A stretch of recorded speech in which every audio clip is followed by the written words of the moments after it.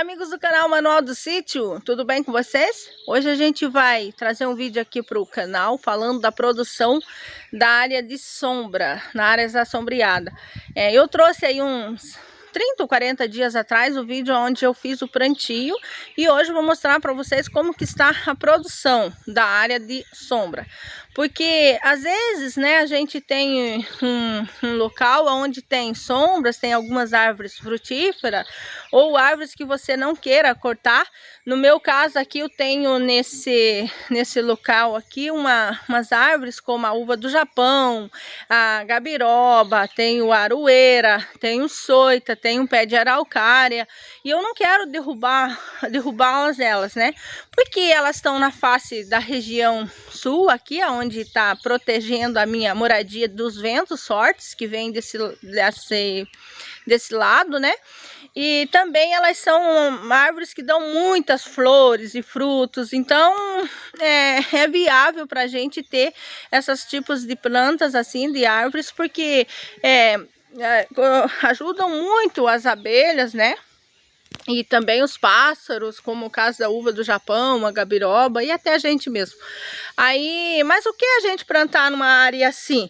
Porque às vezes a planta que você planta lá não sai, né? Porque ela precisa de muita fotossíntese. Então as árvores grandes elas tampam ali a passagem dos raios solares, né? E as plantas precisam de tomar sol, luz direta sobre elas para elas se manterem saudáveis.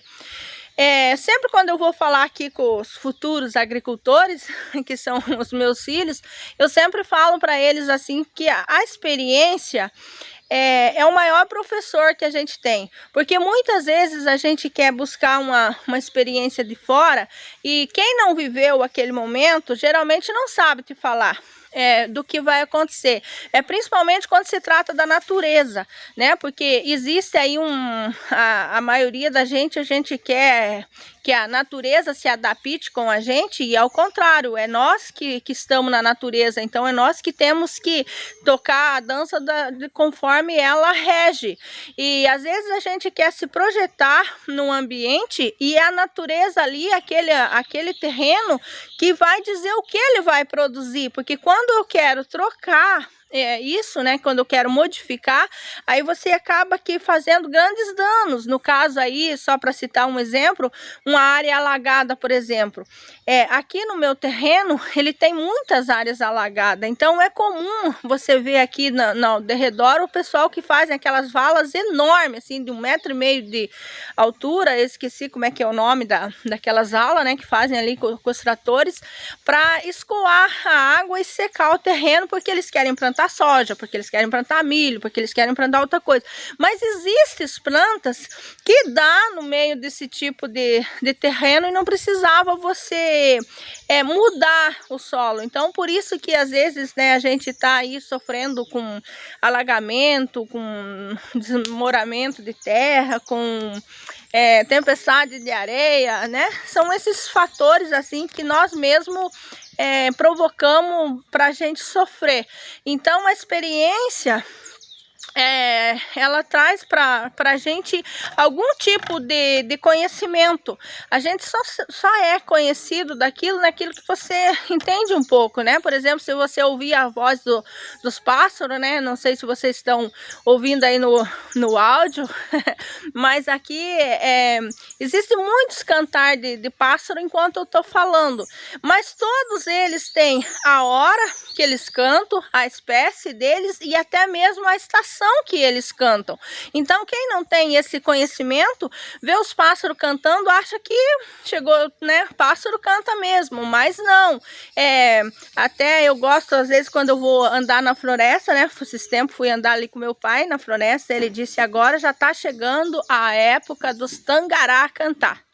Aí eu falei, eu pensei que eles cantavam a época toda. O pai, não, agora nessa época os tangará cantam. Então eu não sabia disso. O seu Raul já observou que existe a época que os tangarás cantam. Então no solo é a mesma coisa, né?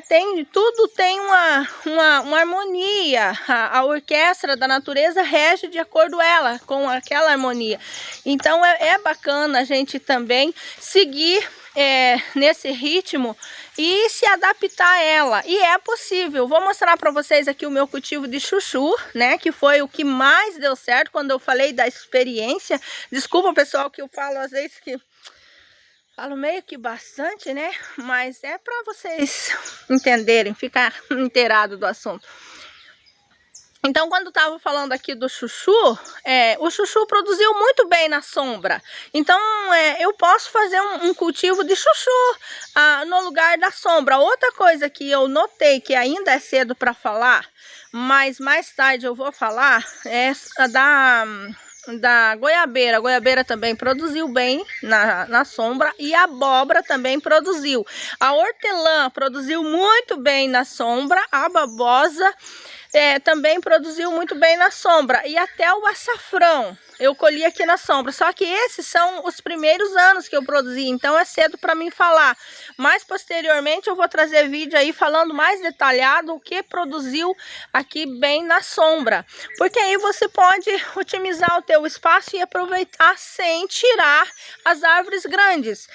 Como vocês aprenderam aí no vídeo, né? Quem já assistiu o vídeo viu que a grande disputa das árvores às vezes não é nem por luz solar, mas sim por água. Então, se existe uma poça de água pequena e chega aí, por exemplo, um bem-te-vi e um elefante, quem que vai sugar rápido a água e vai, né? Enquanto o bem-te-vi tomou uma gotinha de água, o elefante tomou tudo a água. Então a planta grande, ela mata a pequena ali de sede. Então a gente fez ali uma cova, né, aqui para plantar, aonde vai proporcionar a água, né, a favorecer as raízes ali, porque vamos colocar água diretamente na raiz daquela planta.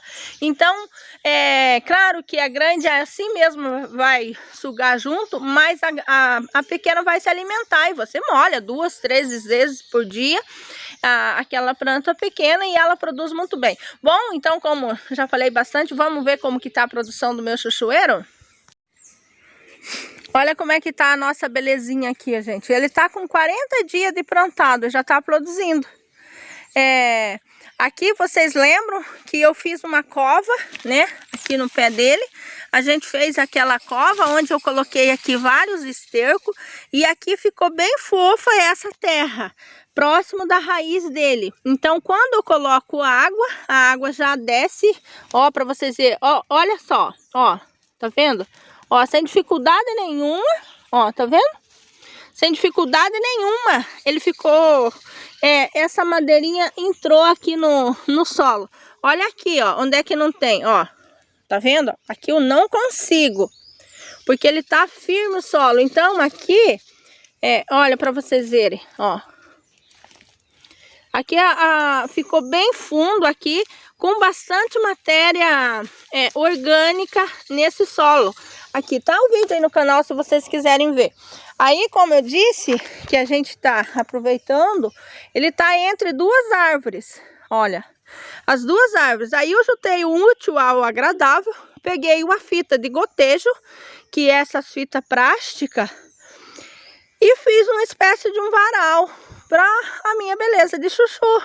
Não vai prejudicar a árvore, porque ele é um plástico. Assim que a árvore, já é o segundo ano que eu estou produzindo aqui, assim que a árvore for engrossando, o plástico vai esticando e vai chegar a um ponto que ele vai arrebentar, né? Se a árvore esticar muito aqui o plástico. Então ficou bem bom. Isso aí também serve para balbante, coisas de plástico. Não é bom arame, essas coisas que o arame ele não cede, então ele começa aqui a alejar a árvore, mas é muito bacana e você produz ele num curto espaço e também dá muita produção. Aqui no sítio é muito viável o chuchu, porque além de ser bom para nós cultivo, as galinhas comem, os porcos comem, as vacas.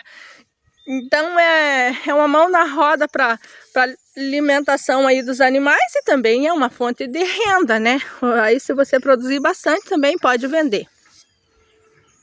Então era isso, amigos, gostaram? Espero que vocês tenham gostado. Não se esqueça de deixar ativado o sino da notificação para receber o vídeo de amanhã do Manual do Sítio.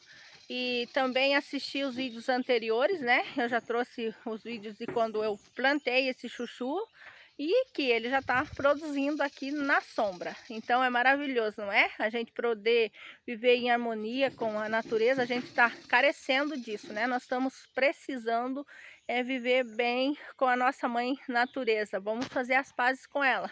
Então até o nosso próximo encontro. Tchau!